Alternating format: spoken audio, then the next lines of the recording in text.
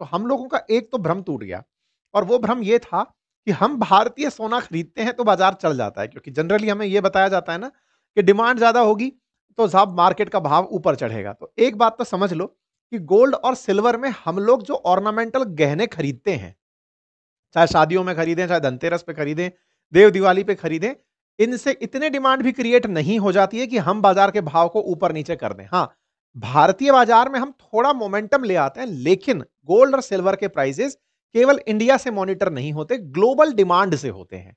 यही इनके लिए एक अच्छी बात भी है और यही इनके लिए एक बुरी बात भी है।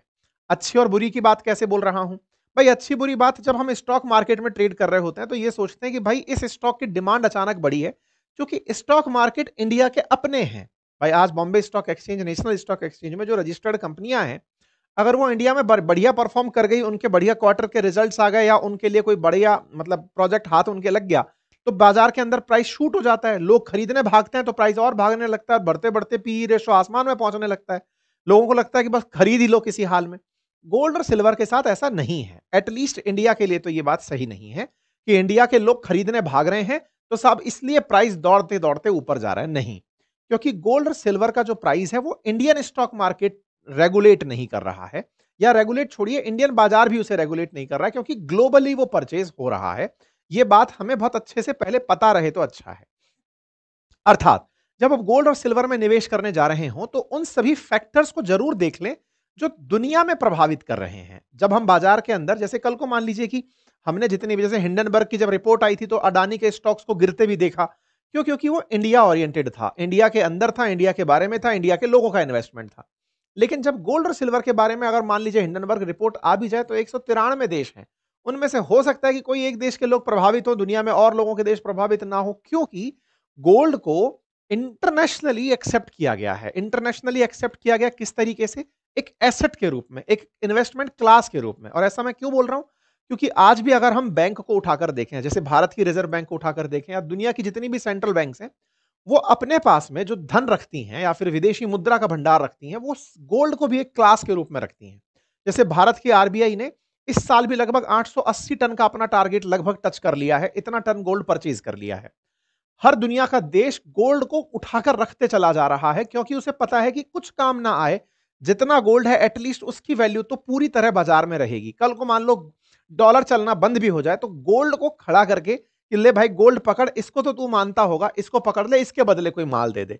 यानी कि जो करेंसी है ना, जो फिएट करेंसी आप चलती हुई देख रहे हैं, ये एक बार के लिए डिवैल्यूड हो सकती हो, लेकिन गोल्ड क्योंकि दुनिया में इसकी डिमांड हमेशा है, ये प्रीशियस मेटल है, इसके अनलिमिटेड भंडार नहीं है, इसलिए इसकी वैल्यू चली आ रही है और ये आज भी बढ़िया वैल्यू क्रिएट करके चल रहा है। ठीक है, लेकिन सरप्राइज गोल्ड से ज्यादा इस बार सिल्वर ने कर दिया। सिल्वर और गोल्ड में जहां एक तरफ 10 ग्राम गोल्ड आ रहा है, उतने में 1 किलो सिल्वर आ जाती है।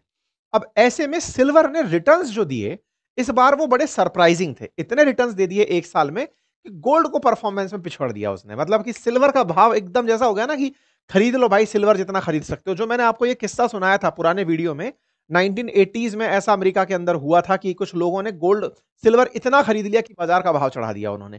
तो सिल्वर वर्सेस गोल्ड में गोल्ड को ज्यादा ट्रस्ट, क्योंकि रिजर्व बैंक्स हैं या फिर जो सेंट्रल बैंक्स हैं दुनिया की, वो गोल्ड को अपने पास रखती है, सिल्वर को नहीं रखती। तो सिल्वर पर इतना ध्यान नहीं होता, तो इसको कमोडिटी एक्सचेंज में लोग उठा उठाकर बढ़िया चढ़ा ले जाते हैं ट्रेड करते करते। खैर एनीवे, आज हम ये सेशन क्यों कर रहे हैं? हम सेशन ये कर रहे हैं कि जब हम सेशन किए थे कि बाजार भाव गिरा, उसके बाद भी अभी भी गिर ही रहा है और आज फिर गिरा है। मतलब कि कल के हिसाब से मैं आज की खबर कर रहा हूं। बाजार गिर रहा है तो हमारे दिमाग में दो प्रकार के प्रश्न आते हैं, और प्रश्न हमेशा इन्वेस्टमेंट से रिलेटेड आते हैं। पहला ये कि यार बाजार में अब क्या वो भाव आ गया जिस पर मैं एंट्री कर सकता हूं? तो साहब आपके दिमाग में तो आपके रिलेटिव्स, आपके मिलने जुलने वाले तुरंत पिछले साल का आंकड़ा खोल के बता देंगे कि सुनो, पिछली बार जो है ना, आज से 50,000 पीछे चल रहा था गोल्ड, 60,000 पीछे चल रही थी चांदी, कहां जाओगे? बाजार भाव वाकई में सरप्राइजिंग थे पिछले साल के मुकाबले। अगर हम बात करें तो बाजार ने इस बार जो कमाकर दिया है सिल्वर के अंदर, चांदी के अंदर, बढ़िया पैसा रिटर्न करके दिया है। आज हम सिल्वर चांदी की जब बात करते हैं, सिल्वर और गोल्ड की जब हम बात करते हैं, तो देखो 76,000 रुपए का था, वो 1,20 का हो गया, यानी कि लगभग 45,000 रुपए कमा कर दिए गोल्ड ने, 10 ग्राम गोल्ड ने। और जब हम सिल्वर की बात करते हैं तो इसने ये 14 और ये 60,000 रुपए कमा के दिए। हाँ, मैं वही बोल रहा था। तो जब इसने इतना कमा के दिया है तो लोगों के दिमाग में आएगा ना कि यार गोल्ड और सिल्वर कहाँ 10 ग्राम है, ये कहाँ 1 किलो है। ज्यादा मिले तो कोई ये क्यों ना ले, वो वाली बात हो गई। तो ऐसे में निवेश करते समय कहां तो निवेश करें? बाजार के भाव जो टूटे हुए हैं, हालांकि थोड़ा बहुत सुधार गोल्ड और सिल्वर के भाव में कल जरूर देखा गया है, लेकिन मतलब आज जरूर देखा गया है, लेकिन हो क्या रहा है, हमारे मन में सवाल वहीं अटका हुआ है भाई साहब, ये जो नीचे जा रहा है, क्योंकि ऑल टाइम हाई टच करके आए हैं ये सब, है ना? तो ऑल टाइम हाई से ये नीचे की तरफ है, डाउन ट्रेंड्स हैं। चाहे सिल्वर की बात हो, चाहे गोल्ड की बात हो, सिल्वर 170 तक भारतीय बाजार में ट्रेड हुआ है अक्टूबर के अंदर। गोल्ड भी बढ़िया 130 से ऊपर निकल कर गया है, बाजार भाव नीचे आ रहे हैं। ऐसे में इनके नीचे आने में क्या मैं अब एंट्री कर जाऊं? क्योंकि एंट्री का कोई तो पॉइंट होगा ना।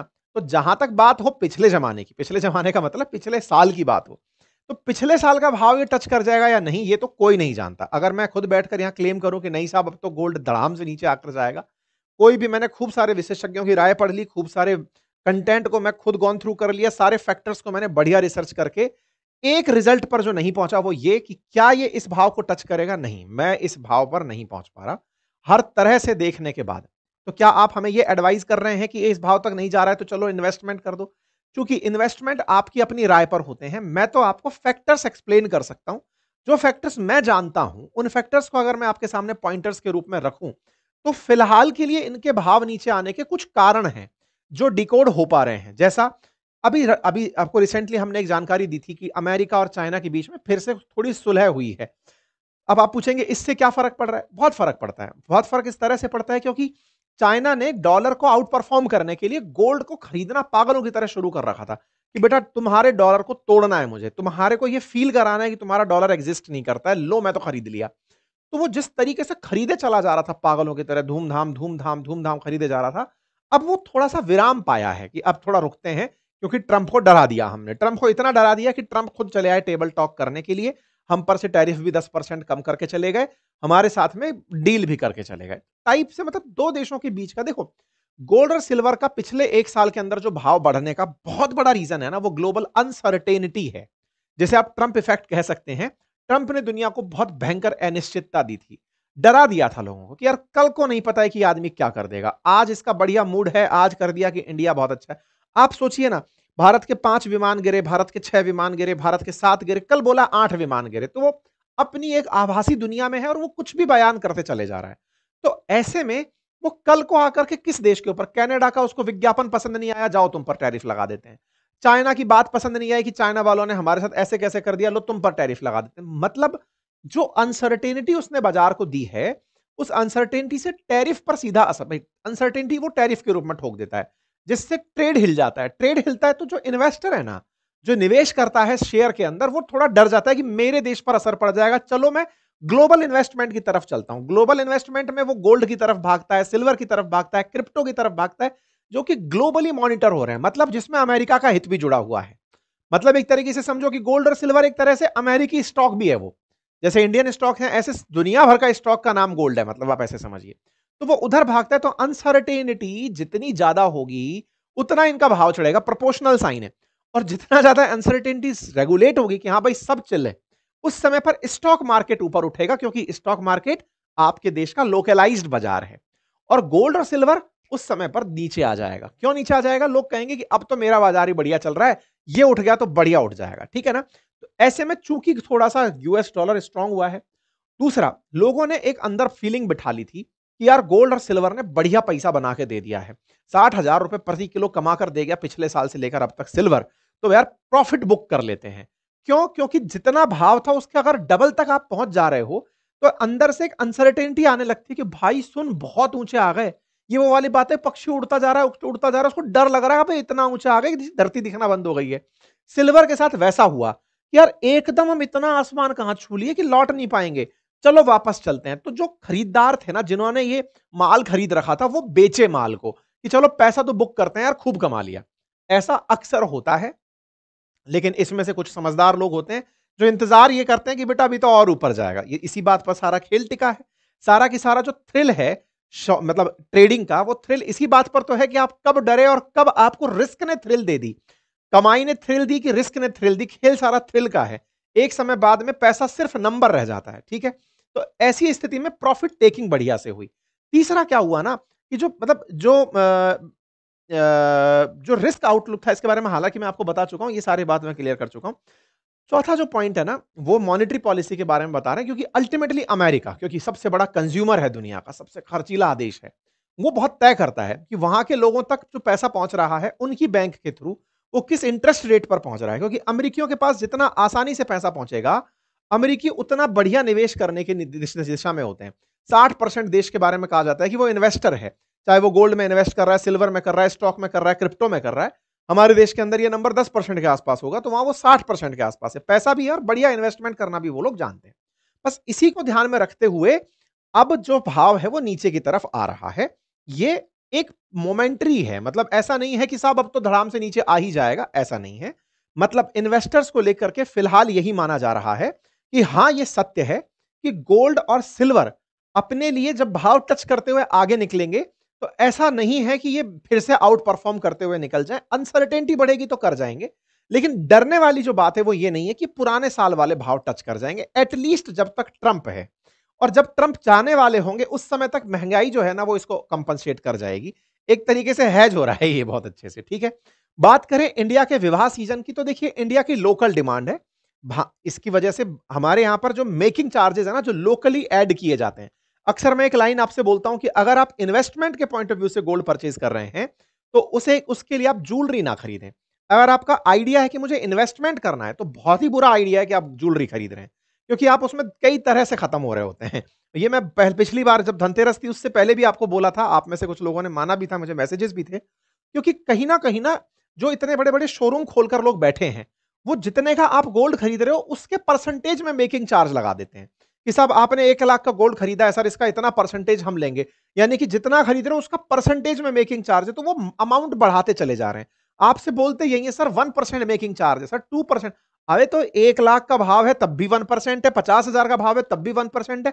भाव से तेरे मेकिंग पे क्या फर्क पड़ गया? कौन सा तुमने इस चीज को उठा करके उन लोगों को ट्रांसफर कर दिया जो इस काम के अंदर लगे हुए थे? भाई जो आर्टिसंस लगे हुए हैं, जो इसके अंदर काम करने वाले कारीगर लगे हैं, तुमने उनको कितना ट्रांसफर कर दिया? ये लोग उस प्रपोर्शन में पैसा बनाना शुरू कर देते हैं। ये परसेंटेज में खेल रहे होते हैं। आप पूछेंगे सर कितना है? अरे सर आप तो लीजिए बस 1.1% है सर, 0.5% ही तो मेकिंग चार्ज लेते हैं। लेकिन किसका? 10 लाख का माल खरीद रहे हो, 0.5% में खेल कर जा रहे हो यार। इस तरह से ये लोग पैसा बनाते चले जाते हैं। तो होता क्या है, वो आपकी असली यील्ड को तो वो खा के चला जा रहा है। तो यहां पर यह समझने की बड़ी जरूरत है कि बाजार में ज्वेलरी में मेकिंग चार्ज प्लस उसका जीएसटी पे, ये सब वो चीजें हैं जो आपको, और फिर तीसरी सबसे बड़ी चीज इमोशन जो ज्वेलरी के साथ आ जाती है कि साहब ये तो मुझे उस अवसर पर दिलाया था, ये तो उस दिवाली पे, मेरी उस मैरिज एनिवर्सरी पे, उस बर्थडे पे, मैं तो इसको नहीं बेचूंगा या मैं इसको नहीं बेचूंगी। बस वो इमोशन जुड़ता है तो ये इन्वेस्टमेंट डेड हो जाता है। ये इन्वेस्टमेंट ना होकर के एक लायबिलिटी बन जाता है एसेट की जगह, ठीक है। तो ऐसे में इसे मैं एक वाइज इन्वेस्टमेंट नहीं मानता। अनटिल अनलेस आपको ये खुशी देता हो तो आप इसे करते रहिए। जहां तक बात हो इन्वेस्टमेंट की, तो इन्वेस्टमेंट के लिए मैंने पिछली बार भी आपसे कहा था और अभी भी फिर कह रहा हूं, गोल्ड और सिल्वर में इन्वेस्टमेंट करते समय जो सबसे बड़ा प्रश्न होता है वो यही होता है, किसमें और कितना। भाई गोल्ड में करना है सिल्वर में करना है, पहले तो यही डाउट क्लियर हो जाए। फिर अगर है ऐसा तो सर पिछले साल कमाकर तो सिल्वर ने बढ़िया दिया है, सिल्वर गोल्ड से बढ़िया कमा कर दे गया, और ये बात सही भी है। और ऑब्जर्वेशंस तो कई लोगों का ये निकल कर आ रहा है कि शॉर्ट टर्म में और मीडियम रेंज में सिल्वर ने बहुत बढ़िया परफॉर्म किया है गोल्ड की तुलना में, ज्यादा पैसे कमा के दिए। लेकिन जब बात आती है लॉन्ग टर्म की, जो पूरा इतिहास उठाकर देखते हैं, तो गोल्ड ने किसी को डिससेटिस्फाई नहीं किया है। लेकिन सिल्वर अपने पीक पर जाकर धड़ाम से नीचे भी आया। 1980 और 2011 सिल्वर के ही कहानियां हैं वो। सिल्वर गई धाड़ से नीचे, सिल्वर गई धाड़ से नीचे। सिल्वर पहली बार डिमांड से बैक्ड है, क्योंकि जो इलेक्ट्रिक व्हीकल्स हैं या सोलर पैनल्स हैं उसमें सिल्वर की डिमांड इंक्रीज हो रही है। तो इस बार चूंकि वो डिमांड से ड्रिवन है, इसलिए उसके प्राइस में बहुत बड़ी धड़ाम से गिरावट ऑब्जर्व नहीं कर सकते आप कि लीजिए खट से, क्योंकि सोलर का जमाना चल रहा है, इलेक्ट्रिक व्हीकल्स बहुत तेजी से डिमांड में है इस वजह से। एक और आखिरी प्रश्न आता है साहब, फिर सर हम इसके अंदर निवेश करते समय ये कैसे डिसाइड करें कितना परसेंटेज किसमें करना है निवेश? तो देखो साहब, इसका कोई थंब रूल नहीं है। ये वो वाली बात है कि गोल्ड के बारे में ये तो जानते हैं कम से कम ये डिच नहीं करता है। सिल्वर का इतिहास रहा है तो लोग थोड़ा सिल्वर में निवेश को बचा के चलते हैं। बचा के चलते हैं मतलब कि उसमें इतना इन्वेस्टमेंट नहीं करते जितना गोल्ड पर ट्रस्ट करते हैं। ट्रस्ट से मतलब है कि यार ज्यादा कमाकर नहीं देगा तो जीरो नहीं करेगा। सिल्वर से लोग डरते हैं क्योंकि इतिहास रहा है, इसीलिए लोग अपना मेजर पैसा गोल्ड में इन्वेस्ट करते हैं सिल्वर की तुलना में। अगेन ये कोई थंब रूल नहीं है। आप एक ट्रेडर हैं, आप हो सकता है कि केवल आप कमोडिटी एक्सचेंज में सिल्वर से ही चांदी कूट रहे हो और बढ़िया पैसा बनाकर निकल रहे हो, ठीक है।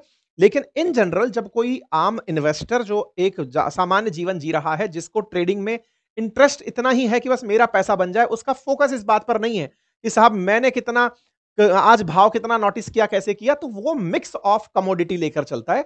उसमें वो गोल्ड को ऊपर रखता है और ऐसा परफॉर्मेंसेस देखी गई हैं। इसमें भी फिर कई तरीके निकल कर आते हैं। सर हम डिजिटल गोल्ड में जाकर के इन्वेस्ट करें, हम ईटीएफ में निवेश करें, फंड ऑफ फंड में निवेश करें, म्यूचुअल फंड में निवेश करें, मोड्स हैं तरह तरह के। मैं आपको म्यूचुअल फंड में इन्वेस्टमेंट के बारे में पिछली बार भी बताया था और इस बार भी बताऊंगा। वो तरीका बताऊंगा जो सेबी रेगुलेटेड है।